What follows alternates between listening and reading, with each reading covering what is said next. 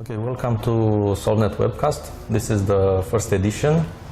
I hope we'll have many more editions with our partners and not only. We have today Natalia Budescu, who is director of the Association for Cross-Border Cooperation Lower Danube Euro region. And we are very happy to ask her a few questions about the activity of the organization and their future projects. So, Natalia, can you tell us a few things about the organization? Yeah, with pleasure. It's an organization of private law, Romanian private law, but it's comprised public administration units from Romania, Ukraine, and Republic of Moldova. The scope of the organization is to develop structure and to create environment for sustainable development at the level of the Euro region, Lower Danube. So for this, the involvement in this project is a plus, because it is tackled the public policy and the implication, which is a must at the level of the Euro region. What would you need? What kind of resources would you need to develop the activity of the organization even more? The first one, I think, is human resources. You need to have people with skills, with expertise, and not last with experience. But also you need to have people at the level of the members of the Euro region, because the diversity, not on the cultural level, but also on the expertise from their countries, it's a plus in order to tackle the project for cross-border cooperation. Mm-hmm. You engage many organizations from Ukraine, Moldova, from Romania.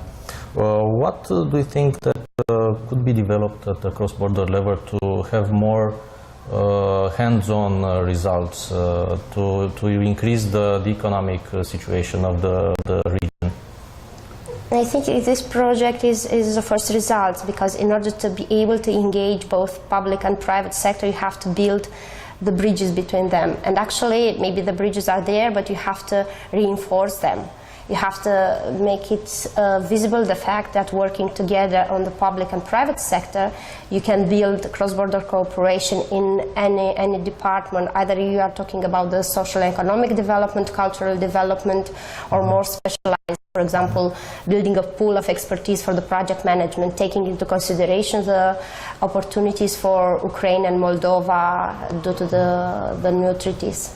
We are going to have some results at the paper level in this project. We are going to issue a few policy papers that will be sent to regional, local, and maybe national authorities to put in practice some of the solutions we identify during the project, and together with our partners, NGOs, and companies. So we anticipate that after the project is finished, we'll see some results in the community. And this leads to the next question. This project is based a lot on the involvement of everyday citizens in the life of the community. Their engagement seems to be very low. It's not only in Romania, but also worldwide, basically. Why do you think that in this region, in Moldova, Ukraine, Moldova, the level of involvement is quite low? Okay, depends on the degrees of involvement, because if you are talking about involvement of the citizen throughout the NGOs, the involvement is not that low. But at the level of the individual, there is a lack of understanding of the fact that you have a voice and you can use it, and you can address the public administration from a certain level in order to get results. It's also the opportunity for the public administration to use the resource that exists in the community, not only on the NGOs but at the level of each individual, to be able to build some sustainable solution for the communities. Because if you get this type of involvement and you make the connection between the public administration, private sector, and the community, you are able to increase the involvement of the citizen. Mm-hmm. Okay, I understand the founding members of your association for cross-border cooperation is made by public authorities. Yes. Is this solution to be closer to the public authorities? Do they listen to the proposals that you come up during the various projects you are engaged? How many times do you meet per year? Yeah, you have to take into consideration, for example, so the Lower Danube region was founded in 1998. In August on the 14th, we are celebrating 16 years. But the association was born in 2009. So it took from 1998 to 2009 to see the opportunity to build a structure with its own juridical personality that can tackle some issues that are not so easy to tackle at the level of the public administration. Because for us, it's, we are talking about PPP. It's a different PPP, it's a different partners between public and private. But due to the fact that we have funding members at the public administration, we know the language of the public administration. But due to the fact that we are the NGO of private law, we also have the benefit of the language of the private sector. So we are the models or the result of the understanding at the level of the public sector that private entities can add to sustainable development in the region. So at the level of the support, the simple fact that we are born, it's a plus. Then we have support at the level of the expertise of experience, because if we are a newborn NGOs, in order to tackle and in order to have projects that are financed without maybe, I don't know, additional partnerships, but projects that are submitted at the level of the European Union or cross-border cooperation project, we have to show that we have expertise and experience. So for this, we are coming with the expertise and experience of the members, and we are building our expertise on there. So company, if the leadership of the company wants to approach the public authorities, could first come to you to understand the language of the public authorities and then approach the public authorities? Is this a way to NGO, help them? we can do this type of consultancy, because it's one of the things that we can do, and we have the expertise also. Plus we have the database of the legislation issues and also the practical approach in the area, because our projects are involving both NGOs that are supporting the private sector. As ByNet, for example, it's a network of business incubators. So you have the possibility to be familiar with the legislation there and the practical issues, and then to use it to explain a private company, okay, maybe what you do, what you want to do there, it's approachable from this angle. We are not a lobby NGO, but we can provide consultancy for this. Okay, now the leadership is in Romania. Yes, it's the County Council of Tulcea.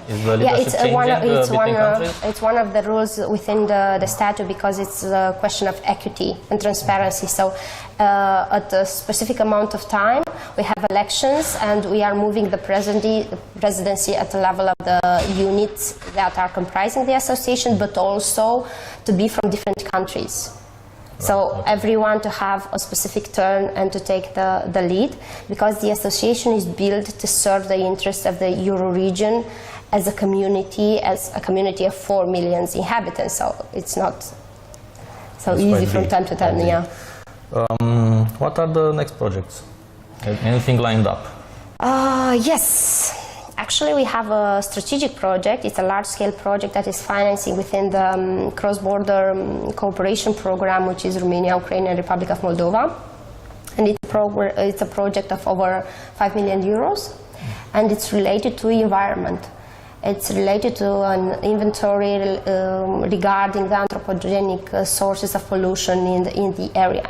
Because, as you know, environment doesn't know any geographical border, so to speak. So you are as healthy as your neighbor or as rich as your neighbor, depends on how you want to tackle it. Yes, you know that fishermen in Tulcea cannot fish during prohibition, but the fishermen in Ukraine are allowed to fish. So they are looking at their neighbors so they can fish. This is a question of correlation, because if you and Ukraine will have to taggle along a little bit, because with the signature of the treaties, what is applicable at the level of the European Commission and the result is what you have in Tulcea, it will be also applicable for Ukraine and Republic of Moldova.